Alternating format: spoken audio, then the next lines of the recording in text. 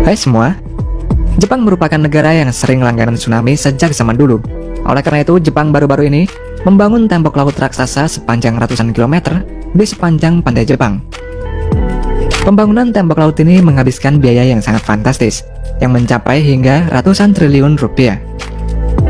Berikut ini adalah tembok penyelaman nyawa terbesar yang dibangun oleh Jepang. Jepang merupakan negara yang sering dilanda tsunami dan gempa bumi karena Jepang ini terletak di garis Ring of Fire. Ring of Fire ini adalah jalur sepanjang Samudra Pasifik yang ditandai oleh banyaknya gunung berapi aktif, dan sebanyak 75% gunung berapi yang ada di bumi ini terletak di Ring of Fire. Ring of Fire juga merupakan pertemuan dari beberapa lempeng bumi yang selalu mengalami pergerakan. Ketika lempeng bumi bergerak dan bertabrakan satu sama lain, maka akan menyebabkan gempa bumi, dan gempa bumi yang terjadi di dalam laut tersebut menyebabkan tsunami. Oleh karena itulah sampai sekarang ini Jepang sering dilanda gempa bumi dan tsunami. Namun justru hal itu membuat Jepang ini menjadi negara yang paling siap menghadapi gempa dan tsunami. Pada 11 Maret 2011 silam terjadi gempa bermagnitudo 9,1 yang terjadi di 69 km lepas pantai timur Laut Honshu, mengguncang Jepang dan memicu gelombang tsunami. Hal itu menyebabkan 18.000 orang meninggal dunia dan meratakan semua bangunan yang ada akibat gempa bumi yang menimbulkan tsunami tersebut. Gempa tersebut merupakan gempa terbesar dalam sejarah Jepang dan merupakan salah satu dari 5 gempa bumi yang terkuat di dunia.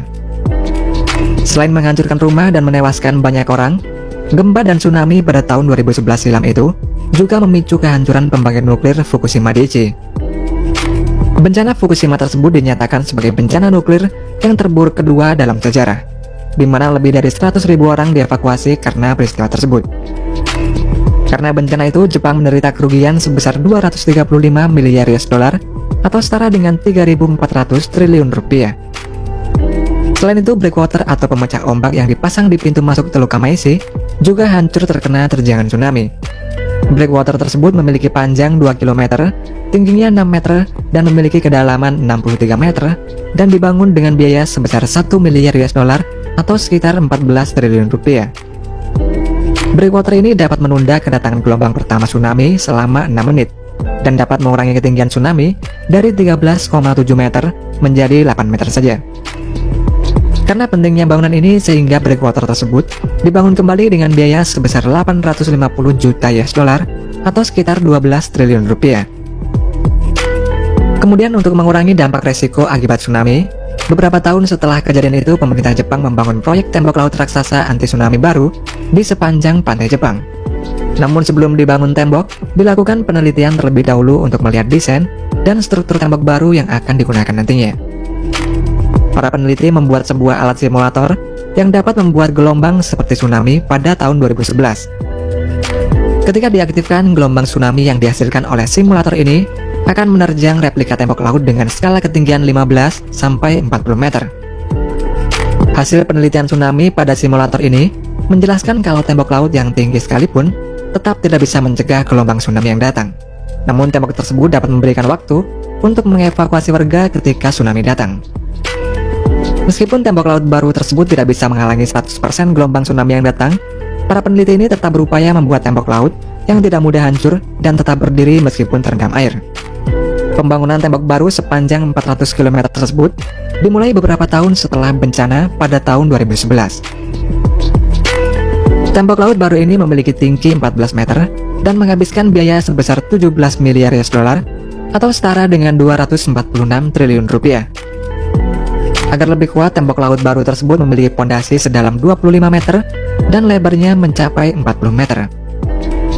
Bagian dalam tembok laut ini juga diperkuat agar tahan lama dan dapat menyerap kekuatan gelombang tsunami yang menghantam.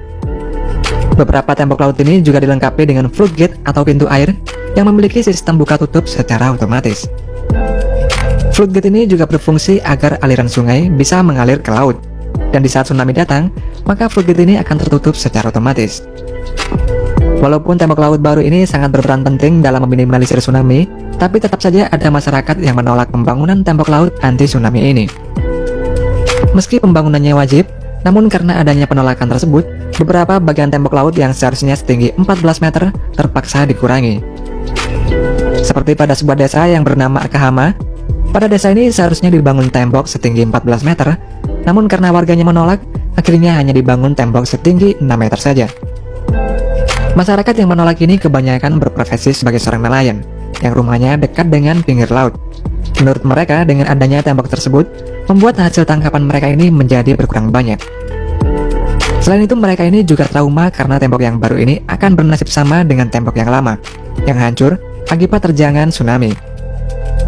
Meski sebagian dari warga yang menolak ini kehilangan keluarga mereka saat tsunami menerjang, namun mereka ini tetap bersikeras tidak ingin adanya tembok laut. Bahkan, ada sebagian warga yang merasa hidup mereka ini seperti di penjara jika tembok laut tersebut dibangun. Penolakan dari warga ini ternyata tidak terjadi hanya sekali. Sebelum dibangunnya proyek tembok raksasa sepanjang 400 km ini, ada sebuah desa yang berada di pantai timur laut yang masih berdiri kokoh tanpa ada satupun rumah yang rusak ketika tsunami datang pada tahun 2011. Desa tersebut bernama Fudai, yang merupakan desa kecil yang terletak di prefektur Iwate, Jepang, sekitar 515 km utara Tokyo. Saat kejadian, desa Fudai yang berpenduduk 3.000 orang ini selamat dari tsunami karena terdapat tembok laut setinggi 15,5 meter yang melindunginya. Meskipun air tetap masuk ke dalam desa, namun tembok laut tersebut meminimalisir dahsyatnya gelombang tsunami yang datang. Pembangunan tembok laut itu dibangun oleh wali kota Fudai yang bernama Kotaku Wamura, dengan menghabiskan biaya kurang dari 39 juta US dollar atau setara dengan 435 miliar rupiah dengan kurs sekarang. Wamura membangun tembok laut tersebut karena sejarah gempa dan tsunami yang juga pernah melanda Fudai pada tahun 1933 dan 1896. Kala itu gempa dan tsunami tersebut menghancurkan ratusan rumah dan menewaskan sebanyak 439 warga Fudai. Karena alasan tersebut, Wamura mulai membangun tembok laut yang dimulai pada tahun 1972 dan akhirnya selesai pada tahun 1984. Selama proses pembangunannya, tembok laut ini juga banyak ditentang oleh berbagai pihak yang menganggap proyek tersebut terlalu mahal serta menghalangi pandangan warga setempat untuk melihat laut.